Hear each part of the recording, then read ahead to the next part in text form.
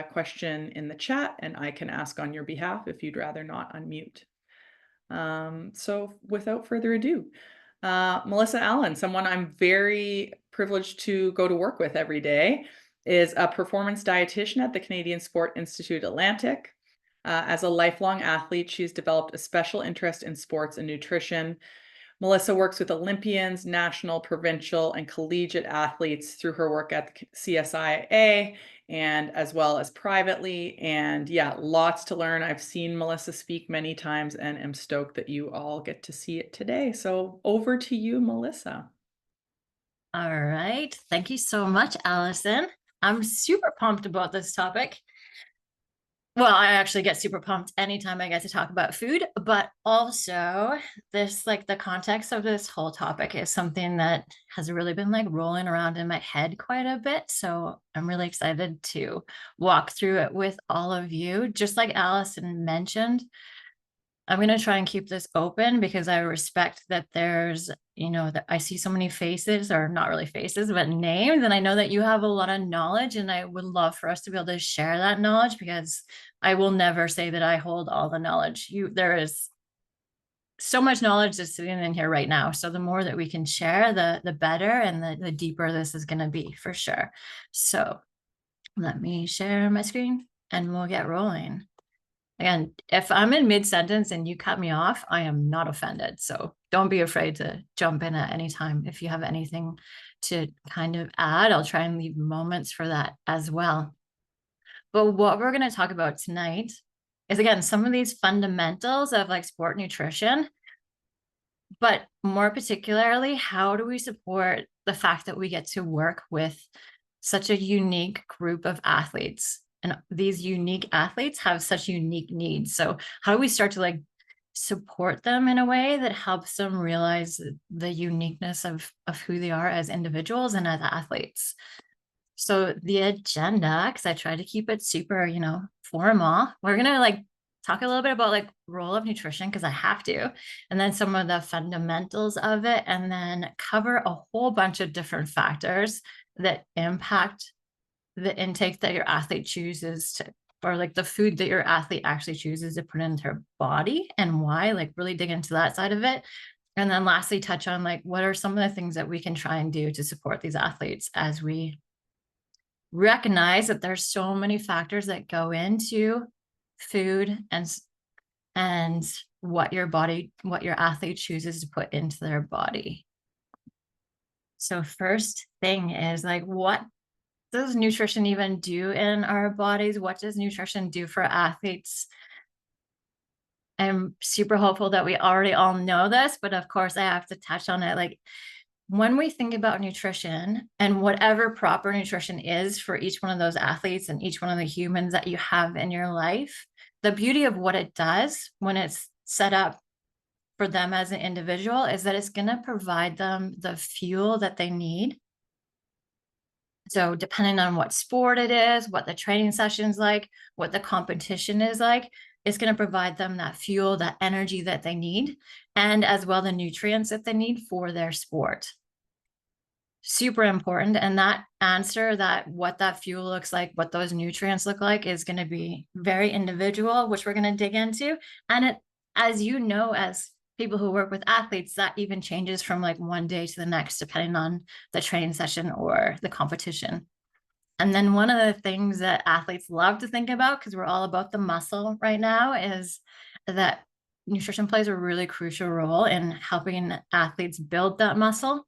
And then as they're busy training or exercise, competing, there's a lot of breakdown that happens to those muscles, and protein and or just nutrition comes in and really helps with that recovery process. So it stops that breaking down and starts that repairing.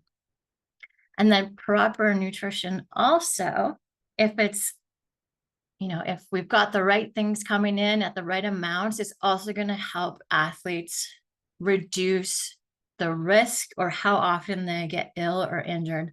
I wish the nutrition was like a magical wand and it just took all illness and injury away, but it doesn't. But it is going to play a part in helping reduce the risk of how often or how severe the illness it is, or how often and how long it takes for your athlete to recover from injury. And then, of course, it helps with that beautiful performance. You know, if an athlete is well fueled with everything that they need in their body, it's going to help improve their performance. And then the last point is not something that I feel we should ever forget about. It's so important. But not only is nutrition, even sport nutrition, going to be helpful for them in their performance, it's also going to be really crucial for helping them with overall health and wellness.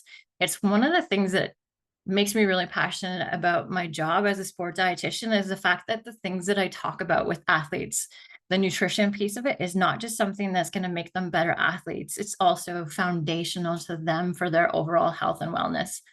I like to call sport like my gateway into like being able to talk about nutrition with so many people that I would otherwise not have the option or the opportunity to talk to. So those are some of like the very basic things of like what proper nutrition will do for your athletes. There's so much more. These are just some of them. I didn't want to bore you with an endless list of like, you know, talking about how awesome nutrition is the whole time, but it does play a really important part. And it's part of like the foundation of building these athletes up. Speaking of foundations, like the very fundamental pieces of nutrition. So when we really like peel it back, because there's so many different layers too, but when we look at like what are the absolute fundamental pieces to nutrition for our athletes, of course, there are things like macronutrients, or carbohydrates, or carbs, as I like to call them, or fondly called sugars as well. Then there's protein, that's like the end all be all right now. It's all the rage. And then there's also fat. So those are the core macronutrients that no matter who kind of like, those are always going to play a part when we're thinking about the fundamental parts or principles of nutrition. And then, of course, we've got the micronutrients, and those would be the vitamins and minerals. Those can play a big part. For example, you know, looking at the vitamin D levels, how much vitamin D they're getting, the calcium, the iron, those are really important when it comes to the life of an athlete. And then the other fundamentals are hydration, and then the place that electrolytes play in there. And then all those kind of pieces come together and they all work towards this like balancing act of how much energy your athlete has coming in and how much they're expending or using, and finding that appropriate balance on a day-to-day basis and matching it to their metabolism as well. So these are just again, like the core super fundamental principles. No matter what we kind of do, they're going to play a part in each and every athlete's life. The way that it's going to look is going to be very different, and that's definitely what we're going to spend some time talking about. But when we take it back, this is always going to be, you know, these are always core pieces that we need to make sure are in our athlete's life. But it's how we put that together, or how your athlete puts that together. That's where, you know, we start to deal with the uniqueness of who they are as an individual. But to build on the fundamentals a little bit more, in particular, when we're thinking about your athlete around training and competition, the first place that we always think about when we're like helping support our athletes, and this is not going to be a shock to any of you, is the how do they fuel themselves in the lead up to either training or competition. Again, this is the very core kind of guidelines of what we say when it comes to sport nutrition. And then we're going to look at how the unique stuff kind of weaves its way in. When I'm thinking about pre-training and competition, this little graph does a decent job at like showing how there's going to be a sliding spectrum of like what the answer is going to be for your athlete, depending on a couple different things. So there's 3 questions that I always like to ask. And the first question is more of like a when question. So when, as in like how much time until the athlete is going to be stepping onto the court, or heading out on the water, or like any of the things that your athletes happen to do, how much time do they have? And that question is so important. And I'm sure this is not revolutionary for any of you. That question is really important though, because we want the athletes to have energy on board that's going to help them be able to do the training session or the competition that they're going to do. But at the same time, we don't want your athlete stepping onto the court or any way that they're going to exercise or train and have a belly full of food that's not digested. So the when is going to help decide how much time we have. And the more time that you have, the more food that can be digested. The less time that your athlete has, the less time that there is to digest.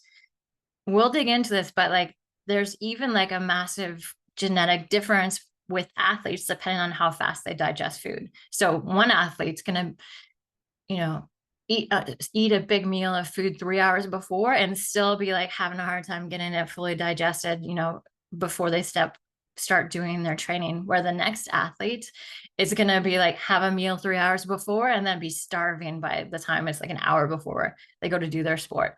But you do want to start asking the when, like how much time do we have? And then once you know the when, then it's the question of, okay, the when, now what parts of the macronutrients, so the carb, the protein, and the fat, are we then going to be focused on? Because generally speaking, the less time you have, the less fat in particular is important, and fiber, which is not on there, and then also protein. And even though both of those things are rock stars, it's the fact that they take a lot longer to digest. Again, if you have an athlete or someone who can they have a wild metabolism and they burn through stuff really fast, they can push that time envelope a lot closer than another person who has, a little bit slower of a digestive system. So the when, so how much time, then helps you decide the what. And then from there, also, you start to figure out how much. So again, the closer it is to training or a competition, most athletes or most humans need smaller amounts because they only have the capacity to digest so much before they start doing what they want to do.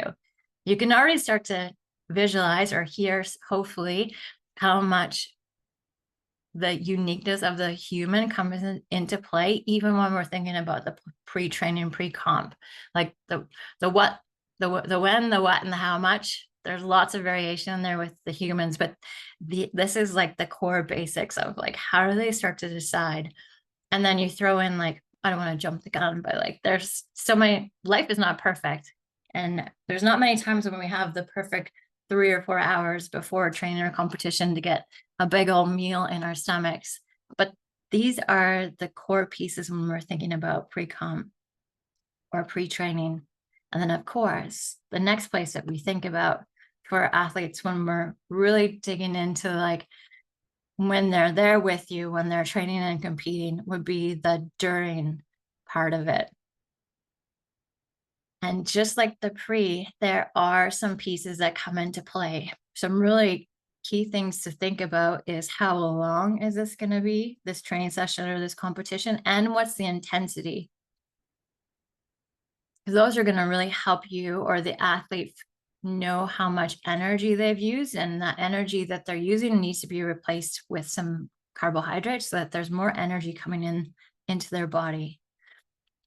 For most of your athletes, or most of us, if the competition and the training session is an hour to 45 minutes long, if we've fueled ourselves appropriately, if your athlete has found a way to have a meal before and been eating during the day leading up to that training or competition, if it's 60 minutes or 75 minutes and it's a mediocre workout or competition, then they should have enough energy in their body that they're going to be golden to make it through the whole training session. Some people, especially if their metabolism is really high, or they had one of those days when they know that they maybe didn't get all the fuel in that they wanted earlier, then maybe even if it is an hour practice, they still might want to get a little bit of carbohydrates in their mouth. But really the need for fuel while training or competing really starts to come into the picture when the practice or the competition is 75 minutes, 2 hours, 2.5, 3 hours, those longer endurance, longer duration kind of training sessions. But at the same time, there's a massive little asterisk there, because if the intensity is really high, that changes it and the time might shorten. So again, so many variables, but just even these are the core concepts that you can really the knowledge that we can share with our athletes when we're thinking about fueling. And I don't know if I've mentioned this yet, but it is all about the carbohydrate. Time and time again, we see that for most humans and most athletes in most sports, carbohydrates are the source of energy that your body is going to be looking for. The more simple, the ones that are not going to take a long time to digest, they're going to be ones that get into your system and give you that energy. It does start quite low, like 30 grams an hour if you're around that 2 hours or less. But once we get into more of the endurance sports, it really starts to like kick up really fast, up to the 60 grams an hour, up to 90. And then some of those like wild endurance athletes, like cyclists, are pushing the envelope and doing up to like 120 grams an hour of carbohydrates. If we're in the typical area for like training and competition, 2 hours or less, 30 grams of just like one kind of sugar, one kind of carb, going to be golden for any of the athletes that you have. But if you happen to be lucky and you work with, or you're like involved in more endurance style sports, once you get up into the 60 or the 90 grams of carbs an hour, which is a lot, then usually we're looking for multiple different kinds of sugars just to help with your digestive system. But we'll dig into some of like the variations with this, because even when I won't get ahead of myself, but always comes down to the carbohydrates when we're like in training, in competition. So we talked about the fundamental pieces of the pre, and then again, just the fundamental pieces of like the during, because again, we're going to throw a wrench in here and eventually and talk about all the reasons why what works for one human, one athlete might not work for the next one when it comes to like these different pieces. And then last but not least, when we're really thinking about nutrition for sport, we're closing the circle and we're talking about recovery nutrition. But I do really like to think about this whole pre, during, and recovery nutrition, not as like a linear thing, but more of like a cyclical thing. Because sometimes, or often when I think about it, recovery nutrition is actually also part of the pre-competition, pre-training nutrition at the same time, because one kind of leads into the other, especially the shorter amount of time that you have or your athlete has between one session and the next, or one comp and the next comp. Sometimes the time in between the recovery and the pre-fueling is a little bit longer, but sometimes it's also really short. Or if you're in like a really tight schedule where you're doing like multiple training sessions a day, or it's in a competition setting and your athlete has to perform right away again, the pre and the recovery become the same thing. So it is like a pretty wild, like cyclical relationship between them. So recovery is not just about recovering, it's actually starting the process of getting your athlete ready for the next time that they're going to train or they're going to compete. And here's where some more variation or like differences kind of come into the picture. But there are 3 or 4 main parts to recovery. The first one would be refueling. And that would be, again, a place where carbs come into the picture. Because when your athlete's training, when your athlete is competing, they're using energy, and carbohydrates are going to come in the recovery process, and they're going to make sure that we're replacing that energy that your athlete used.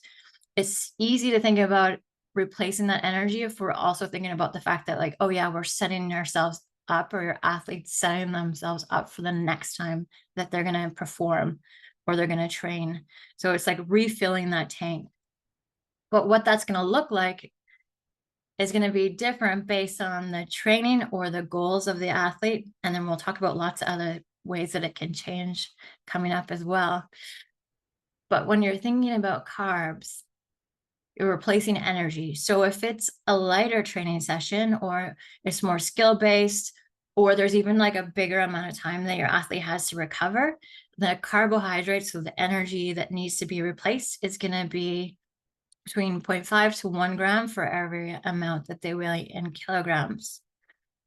But if it's a really intense training session, so they're using lots of energy, or it's one of those situations where they have to recover really fast because they've got to turn around and do it all over again, or if you have an athlete that's got goals to gain mass, then we're going to want to get more of that energy in there, because we're always trying to replace what we used, or if they're trying to put on mass, or maybe even putting in a little bit extra in there just to help with that extra gain.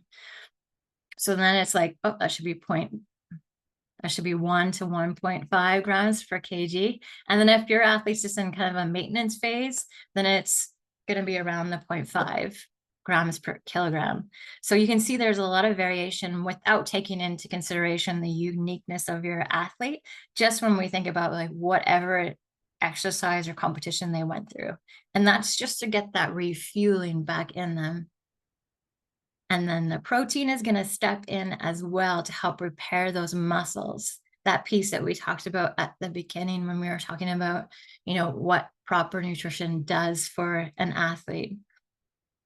It's going to help repair those muscles that have been broken down. But one thing I really like to stress when we're thinking about repairing is that protein has that really important role to repair, but without some of that refueling going on at the same time with carbohydrates, protein's not able to do its full job. So always making sure that these are both in combination or working together, or they're both there, and a recovery is crucial to making sure that you can do that repair. Without that, some of the repair is going to be hindered.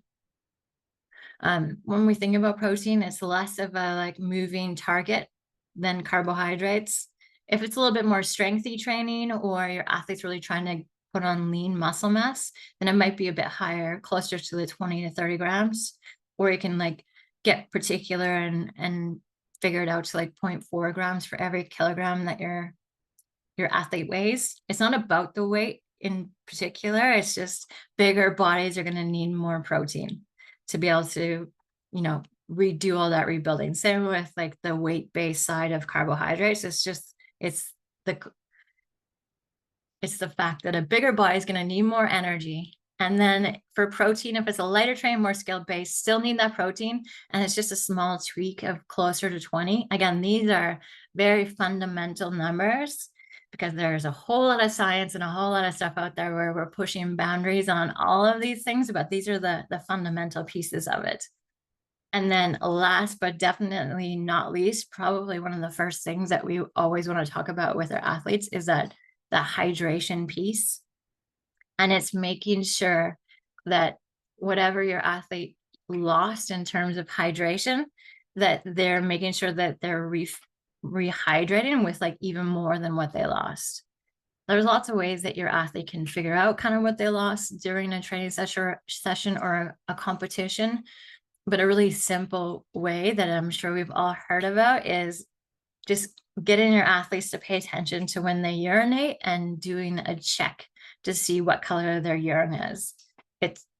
It's been talked about for years and years and years, but it still stands true. It's still a very useful tool for helping athletes to know where they are in terms of hydration, especially after a hard workout or like an intense day of competing, doing a little check to see in the color of their urine. So if it's a nice light straw kind of color or light apple juice, knowing that they're in a nice place in terms of hydration.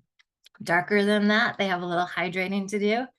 And then no need to make your urine absolutely clear either. So those are the pieces when we really think about the fundamentals of nutrition: the macronutrients, the micronutrients, the hydration, finding that balance and of how much energy is coming in and out. And then how do we kind of like build out this like cyclical kind of support around training and competition, like the fueling before, the fueling during, and the fueling after, and that kind of beautiful relationship. And that's going to change on a regular basis depending on your sport, what that looks like, depending on the training schedule, the competition schedule. You know better than I do how much variation is, even when you think about that. But these are the core pieces of sport nutrition.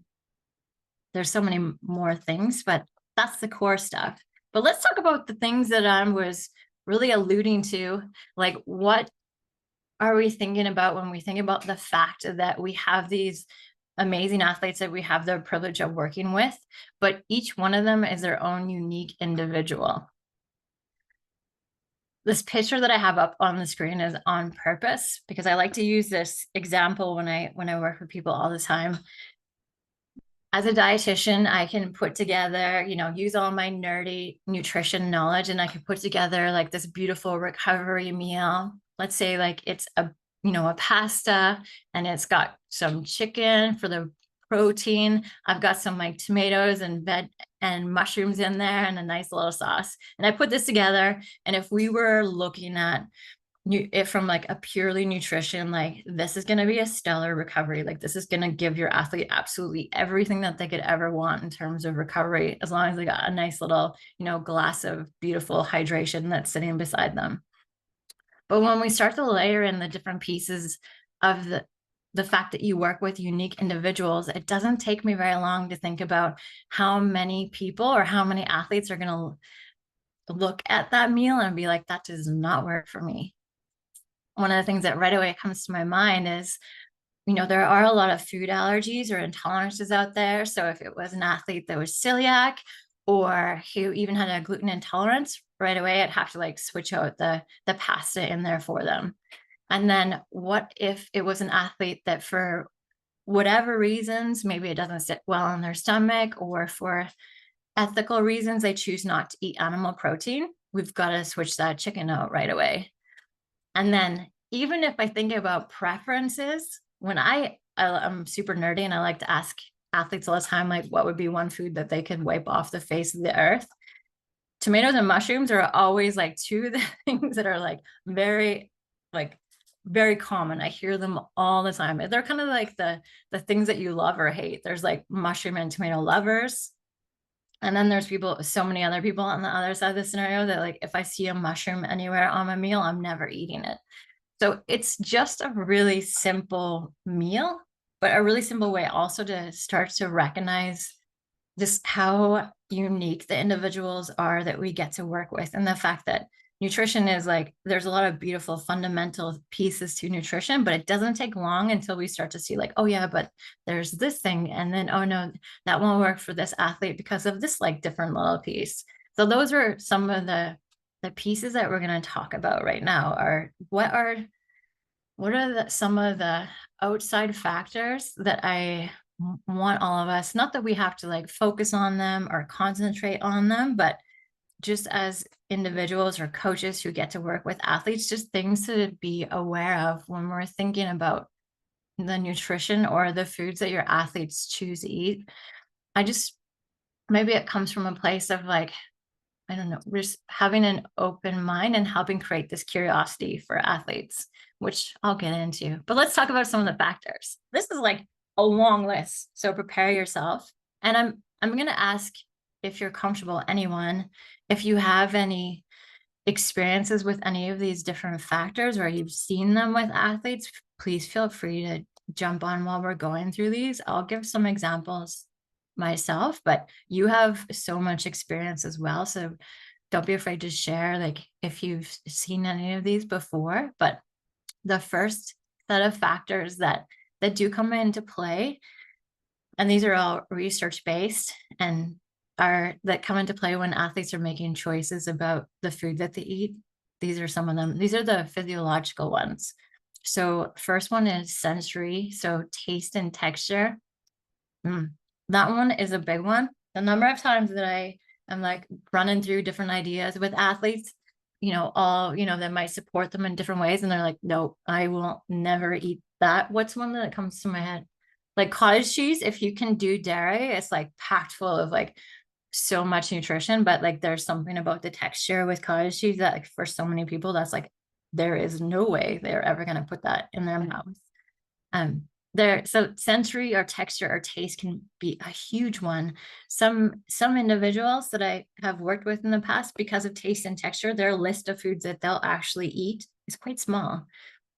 Or even there's the factor of like, is there a health condition? Because that can play a really big part on what choices they make or what would be the appropriate or optimal food for them to have. Food allergies, we already kind of covered with like the pasta and the celiac, but allergies and intolerances, that can be a total game changer for an athlete. Like for example, when we're thinking about pre-training or pre-competition, like in the half hour before you do your competition or anything, like a nice piece of white bread with peanut butter and a little jam would be like a great choice from a nutrition perspective. But again, for a lot of people, a piece of bread, if you're celiac or have gluten intolerance, or if you have a nut allergy, that peanut butter, holy hannah, those are not going to be choices that would be appropriate for your athlete. And then even the gut comfort. So some athletes have sensitive stomachs, or some humans have sensitive stomachs, and they have to be very particular about what they fuel with, because it might feel really uncomfortable, sit like a rock in their stomach.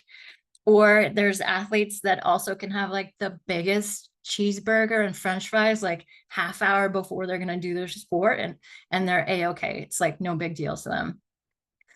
I hope you're starting to see like how much, even just from this first like set of answers or examples, of what a big impact that can have on like the choices that our athletes are making.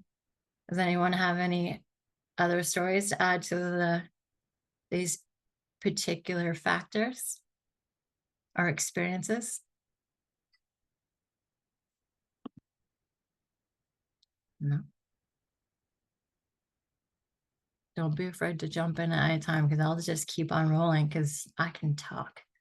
The other set, well, there's many sets of factors that I'm challenging us to start thinking about. This is a big one, would be cultural background, food beliefs, and preferences. Allison, that was, yeah. Stepsons and like having a diet of pepperoni pizza, for sure. That's a reality. That's a reality. Well, that would be a preference, right? Like it sounds like I'm jumping to a conclusion, but sounds like there's a strong preference to having like lots of pepperoni pizza. That's something that you have to be aware of. Or familiarity, that's a really big one. Just recently, as we all know, there was the Paris Olympics, and that became into the picture a lot. The French in Paris, like French cuisine is delicious, and it's magical, and there's so many like beautiful things about it. But I remember when we first saw the menu for the athletes when they went to the Olympics, and true, they really wanted to highlight the French cuisine. And so in true French cuisine style, there was most of the protein that was going to be available to the athlete was like so many different kinds of fish, which is great. And also a lot of things like rabbit and like most of the protein sources were not going to be chicken and some of the things that we would be more familiar with in North America. So we actually, there was actually a call out and a request to like bring in more familiar protein sources for the athletes, because we do know that if it's not familiar, especially in a competition setting, it's going to be something that athletes don't want to choose. So yeah, familiarity can play a really big part. Animal welfare. So a lot of people are really passionate about, the life and the protection of animals. So your athlete might not be on board with consuming animals in any way, shape, or form. There's even the potential for different political values and choosing food based on that. And then there's a great movement to be more focused on in the environmental and sustainability side of it. So your athletes and their families could be like having foods in their house that were more in line with their ideas and their beliefs around the environment and sustainability. And then one that is a massive one is the cultural background and beliefs. So, the culture of your athletes and their beliefs can really play a big part in the foods that they choose to eat. And it can be very different, but also super beautiful and very nutritious and delicious, but very different from what we would often talk about when we're talking about foods around the before, the during, and the after. So just even recognizing that there are so many different options for many of the athletes that you work with, depending on their cultural background and their beliefs. Another example would be I've had the privilege to work with like some higher level soccer players, and having their preseason be when Ramadan is happening at the same time. So helping athletes navigate the food that they're eating around training while also going through Ramadan, and like yeah, just even having that conversation or opening that door and knowing that that's a possibility or something that's going to potentially be um, a part of your athletes' lives is going to be a huge thing when we think about nutrition.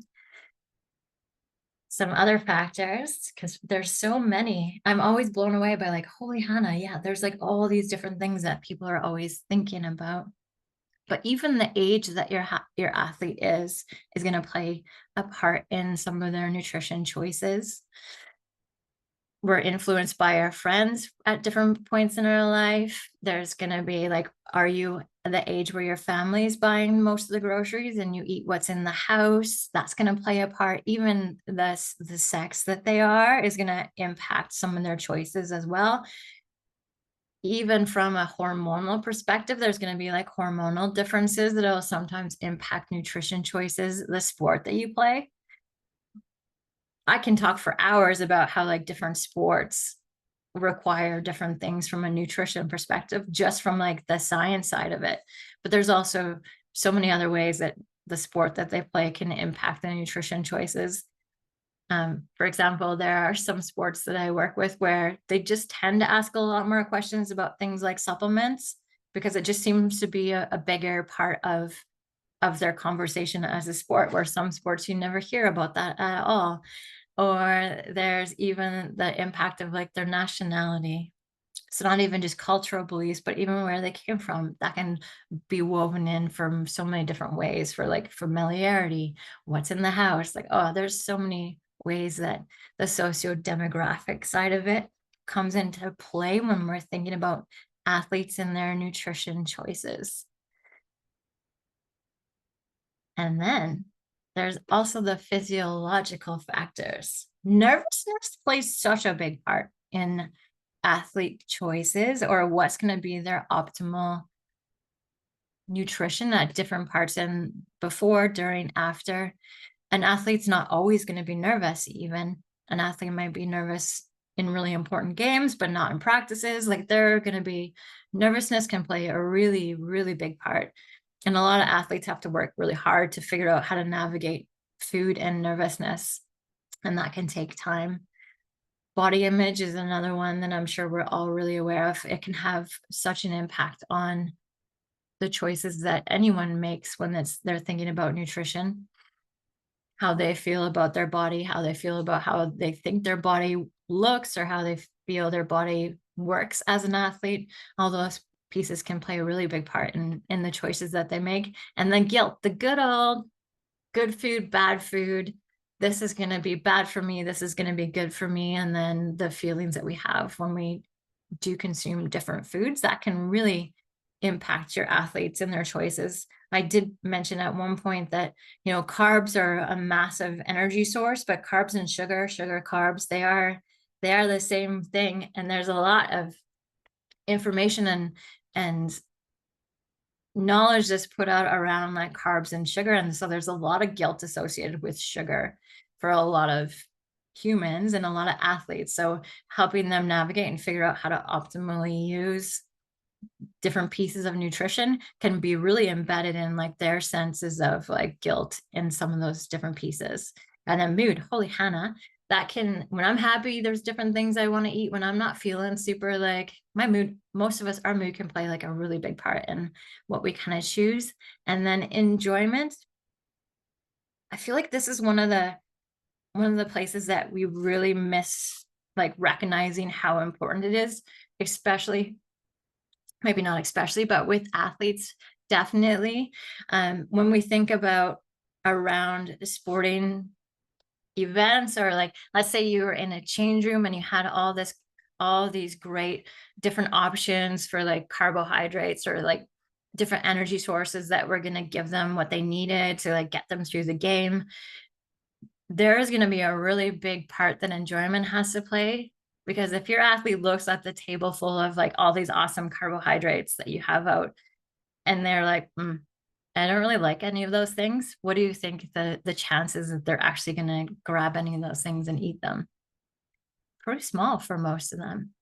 It's that an enjoyment piece can play a really big part, and even figuring out what is going to be enjoyable for an athlete. like at different, like in different settings, like in a really intense game, what they're going to enjoy might be very different from like a pretty chill game or a practice. Enjoyment can have such a, a big impact on it. I know that even for like as a dietitian, whenever I've done many like races or training myself, and I've brought all these like, you know, unique different like carbs and like things that I was like, ooh, this is gonna be like so nutritionally, like this is gonna be perfect in the middle of this race or this training session. And then when you actually like pull that thing out, you look at it and you're like, I am not feeling any joy or any like drive to consume that thing right now. And even knowing that it's gonna nutritionally give me all the stuff that I need, even I know that it's like really hard to put that thing in your mouth. And even if you know that you need it at that time, if that enjoyment piece isn't there. So my little cheesy story about how like how much of an impact enjoyment can have. Aren't there a lot of factors that are impacting like the simple choices that our athletes are making? Well, simple is underplaying it, but like the choices that athletes are making when they're trying to decide, like even if they know all these pieces of like I should eat like 3 hours before and then maybe have another thing like half hour earlier, there's all these other factors that are kind of impacting it, and the list is not even done yet. So there's even things like your perception or your athlete's perception, like do they trust the person who they heard this information from, or do they trust that it is, you know, actually going to do what it's supposed to do, this one food, or do they feel like it falls under the healthiness score? Healthiness is like, it's a big thing right now. So like if a lot of the times that I hear like that's not healthy, I can't eat that, it's huge. So if an athlete feels like it's not healthy enough or it's not high enough on the scale of healthiness, that can deeply impact whatever, whoever, wherever they got the information on the healthiness of a thing. Or if they think the natural content, like it's not natural enough, it's too processed, or like any of those kind of words that we hear, or the nutritional content is not where they want it to be from their perception, or even if the quality of the food is not where they want it to be. You know, maybe they believe that like food should have be at the quality where like organic is the end all be all, and if it's not, then that's not going to be something that they want to put in their body. There is all of these different like health and nutrition perceptions that are out there, and there are a plethora of different nutrition and health ideas that are being thrown at humans on a regular basis, and they can really play a part in like impacting those choices that we make. And yeah, it can play such a big part. And then when you think about the sport, even like the core essence of them and like moving and playing their sport, even that can impact it. So like where are they at in their season? Where are you at in the phase of like your training phase? How much experience does that athlete have? Like, is this a competition and they've been here like 5 gazillion times, so they know exactly what to expect, they know how it's going to work, they're ready to go? Or is this like the first time that they've ever been in this situation before? Or are you in a sport where there is the component of like body weight? So is it like a sport where you weigh in, like let's say a rower or a lot of the fighting sports that are out there? That can definitely impact the nutrition choices that would be optimal for your athlete, and even nutrition choices that like they might make. Or how far out are you from the competition? That's going to potentially impact their choices or what they think might be best for their body at that time.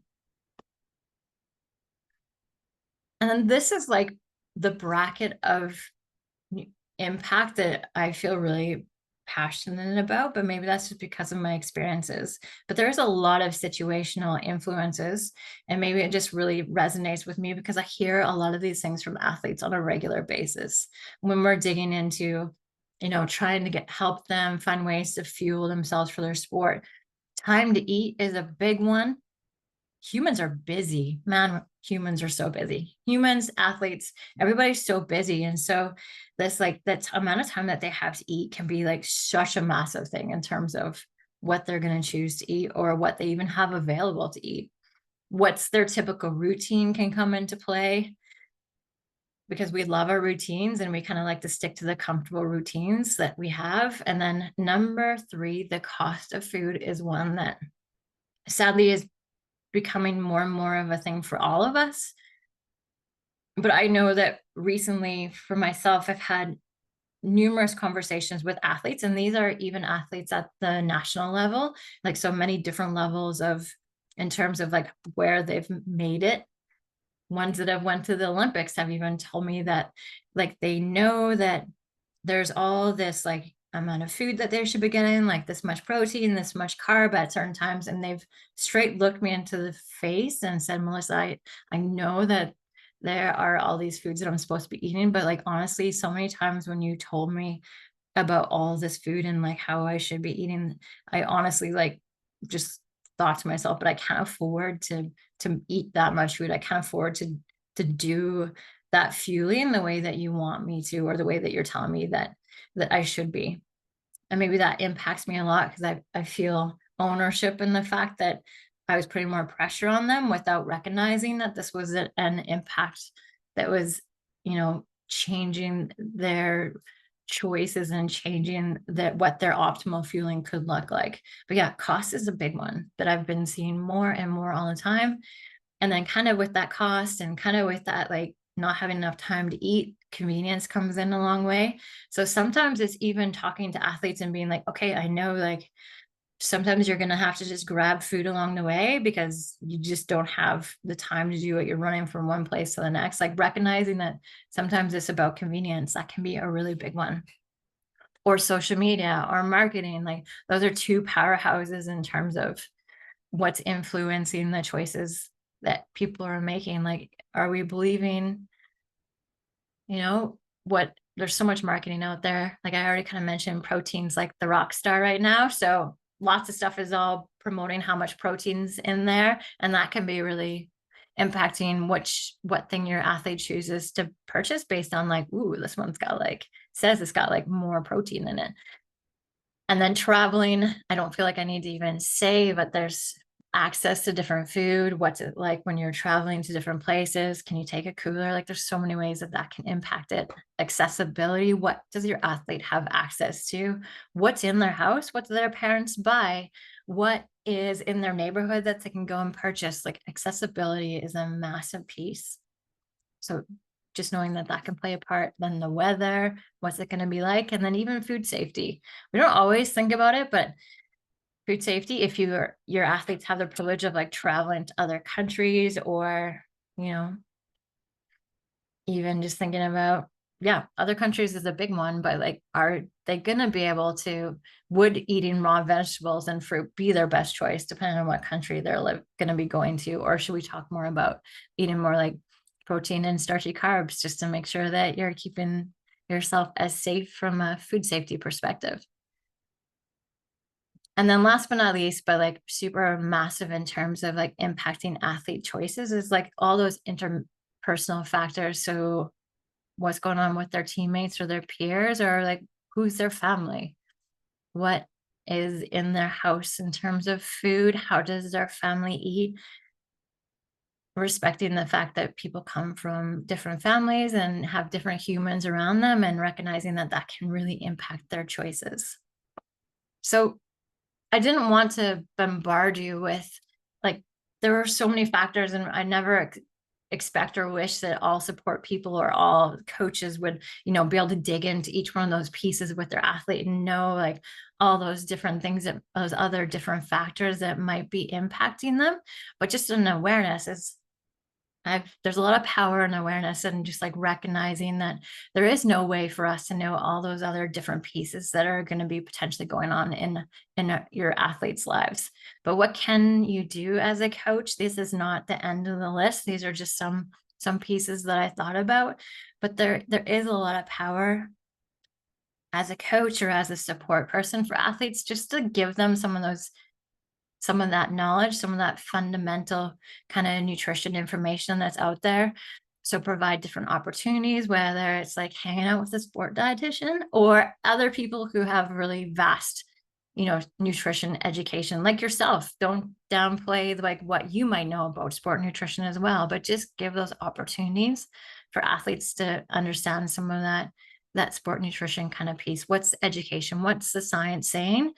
So that they have that science then to start, figuring out what works for them.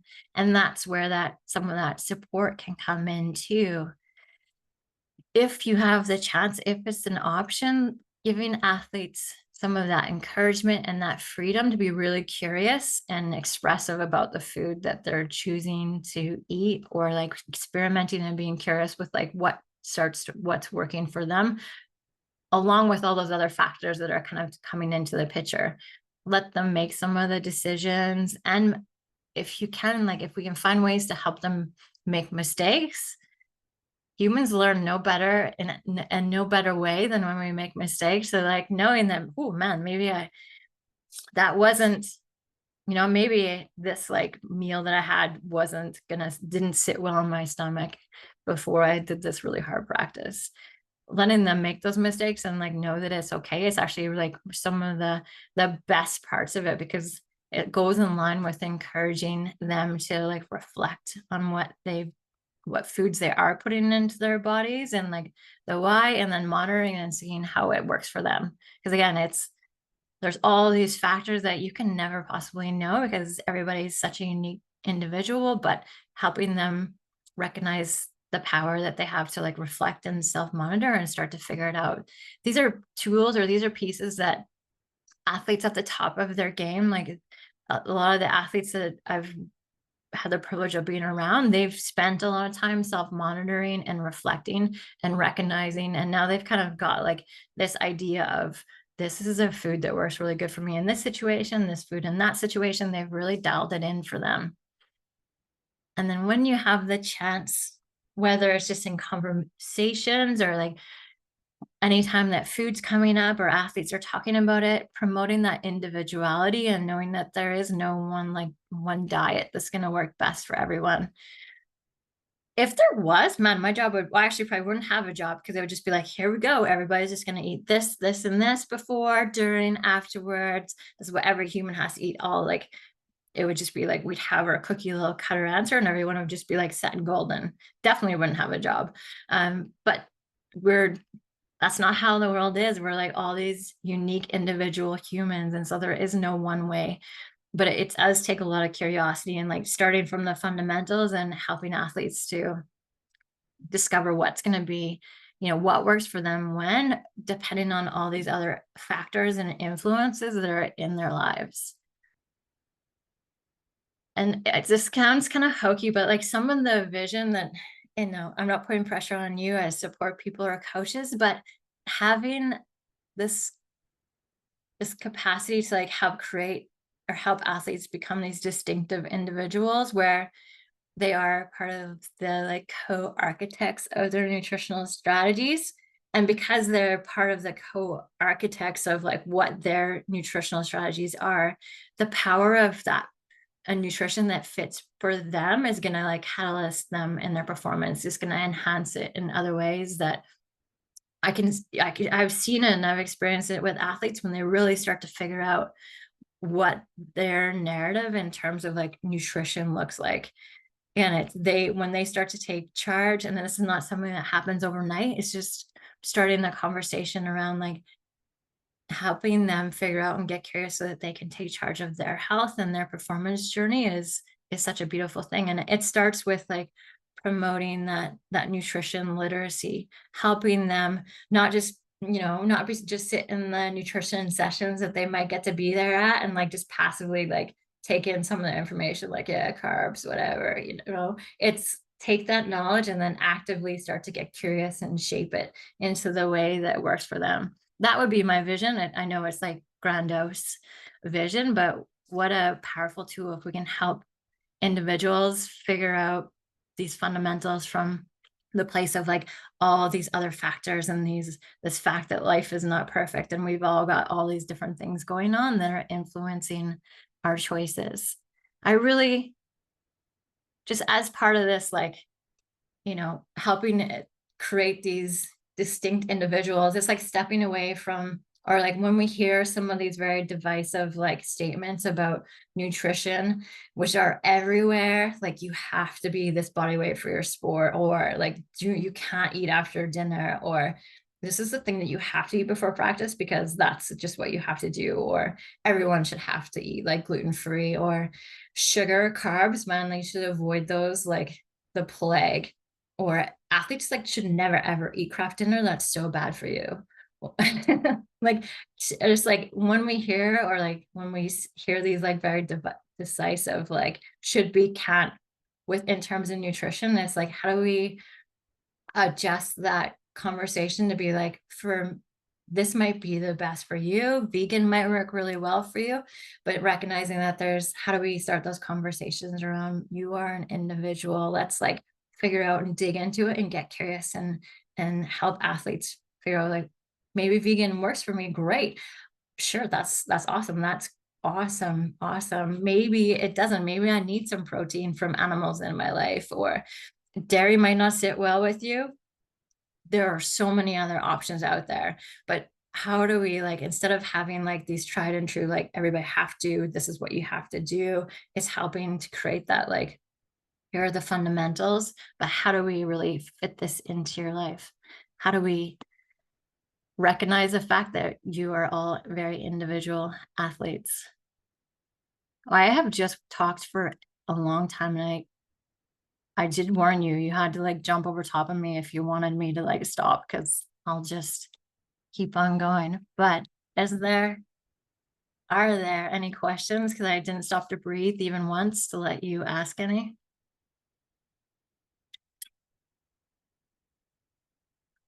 Thank you, Carlos. Melissa, Jonathan here. Hey, John. Just a quick question. Did you talk about the when for like recovery meals or Mm, recovery time? I mean, to be specific for me, it's soccer. yeah. I'm thinking about that endurance piece and then the recovery. Mm. Yeah, especially preparing if we're going to play back-to-back games like the next day. Oh, So yeah. when to have that recovery meal or time Yeah. frame after a game? That's a great question and super important. If it's back-to-back games, or so like the shorter your amount of time in between that one activity that you just did and the next one, the more important it is to get that recovery as soon as possible. Hmm. And it really, a lot of the idea is just like, it's trying to squeeze in all that nutrition, which sounds so dramatic, but you're trying to squeeze it in the time that you have, especially if it's like soccer and you've got, or lots of sports, you played a game, you've got like this little time frame to eat, and then you're going to bed, and then you're getting up the next morning to do it. Maybe it's like, you've got such a short amount of time already. So it's like squeeze in that recovery as soon as possible. And then if you can, another almost recovery meal like 2 or 3 hours later. But that's in a perfect world. Right. Yeah, I'm just saying, like I'm thinking about that slide you had like for like pre-competition, right? And what to eat and when to eat in that time frame. Is there something similar that you need to like prioritize for after the game? Um, I mean, Mm, you had all those things in there, but is if you had to pick one, I guess, in terms of the prioritizing, mm, um, is that I guess is there a similar graphic when you think about the prep and then to the post game? mm. I don't know if I've ever actually seen a similar graphic, but that's a really good Mm, idea. It is like one of those, like, and every dietitian, our favorite answer is always it depends, which is probably why I of picked the course. topic, because I was like, oh, it all depends on so many factors. But it is like, priority wise, if there's a first thing that we want to get in, it's hydration, which we don't often Mhm. think about, especially soccer. Soccer players are notorious, like from a research perspective, at like under hydrating. Um, so getting that hydration piece in, but also just as important are those, that carb and that protein. If it's even a snack, like it doesn't have to be a gigantic meal that's waiting for them as soon as they get off the pitch, off the field. Right. It's like, even if it's a little like smoothie or something like that, because it's got hydration, carbon, a little bit of protein, or even if it's like a pre-made one that they can slam in and then get to a meal, that would be kind of the main thing. But they always give those elusive like half hour to hour kind of window to get the recovery in. Mhm. that does always depend on like the longer game picture of like when is the next time that they're gonna be doing any sort of like fitness or exercise. Did that answer it all, Jonathan, or was that too loosey? Yeah, no, I think so. Yeah, I mean, we're always just trying to get stuff into them as quickly as we can. But of course, Yeah. like you said, you have like the whole topic, like you have those unique athletes who just can't eat after a game. Some can, some can't. Yeah. So just trying to think. I mean, I kind of like that smoothie idea, and it can be difficult at the soccer field to get that right away. But yeah, but that's they're not into eating something, get them to try to drink something. So yeah, Yeah. thanks. Yeah, That's kind of where chocolate milk got its like claim to hmm fame. yeah, You can yeah. love We or do a lot hate of that. chocolate milk. Either way, like it can be an easy, quick thing. Not many athletes have I met that are like, ooh, chocolate milk. If they can Yeah, do dairy, they're like gonna chug that so fast because it's like chocolatey goodness. Even soy chocolate milk, if they can't do dairy, that's also a really good alternative. But okay, you know, great, thank you. yeah, for sure. But good call on the infographic. I might try and like nerd out a little bit and create one that's kind of got like the chart that kind of shows some of that too. I don't know if you saw this. There's a question in the chat from Mhm. Tara. Do you have any tips for students who are basically running on empty and going from early buses to school to after school training and games? I like your idea of needing to learn about nutrition in order for the person to take charge of their fueling. Yeah, I wish I could say that that was like an anomaly, that situation where athletes are running from like one thing to the next. It's really tends to be like what I often think about, like a lot of athletes will leave the house at like 6, 7 in the morning and they don't go home again until like 9 o'clock at night. That's just the way that how busy it is. Though my biggest recommendations, and it takes so much planning, like in a perfect world, it's packing so much food with them. But that I'm not saying that with a light heart because that takes so much planning and packing, and it's an obscene amount of food. And it's not cool to carry around a big cooler full of food. As much as I wish that it was, it's really not cool. I think it's cool, but they definitely don't think it's cool to carry around a great big cooler full of food. It's even like I often, and this is not like a perfect answer, but it's even talking about with athletes, like, okay, or like the individuals that you're talking about, like, what is there that's going to be available? Like, what is in the school caf if you have it? Or, where do you and your friends tend to go for lunch if you do? Like, and then helping them navigate what would be some of their more nutritious options that would be available to them. Like if bringing a cooler full of like tons of snacks and food is like a no-go, it's never going to happen. It's like, okay, if you go to Subway, because it's in every single sport facility in the world, what would be what would be some choices that would make it best for you? If it's sometimes meeting them where they're at. I don't know if that's answering the question, but like if they're gonna eat out, it's like, what can we look at and help you make the best choices that we can? Because otherwise, it is kind of like bringing so much food with you, which is so not cool, but gonna be your best choice for sure.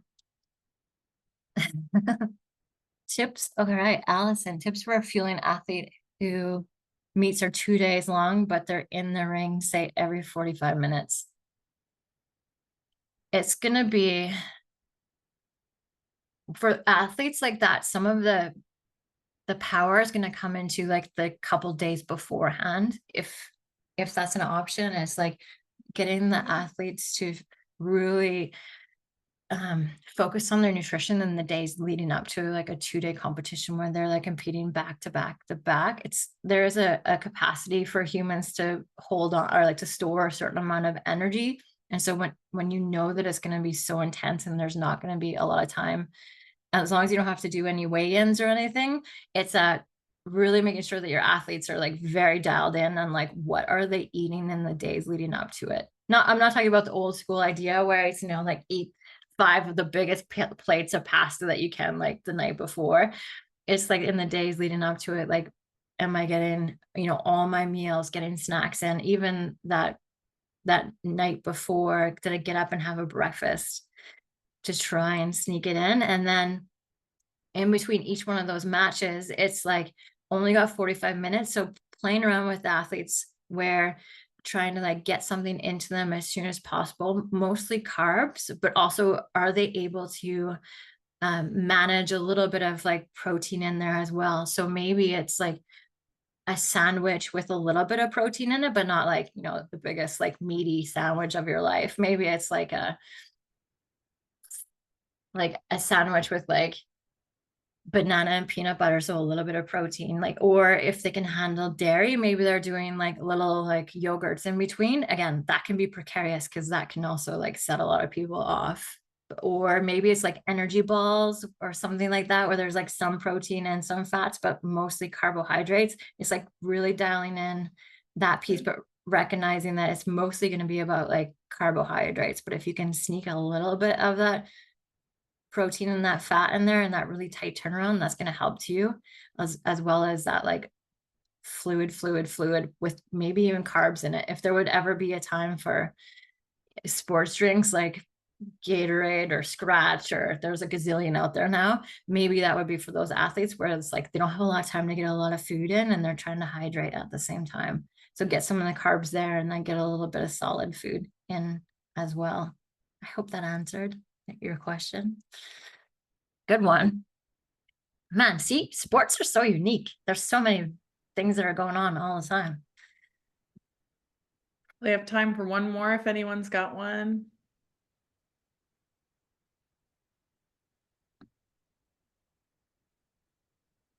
Awesome. Well, thank you so much, Melissa. That was unreal. So much to unpack there, so much to reflect on. And yeah, thanks everyone for showing up tonight, and please stay tuned for our next one, which will come sometime in January, not booked yet, so we'll let you know. All right. Have a great night. Thank you, everyone.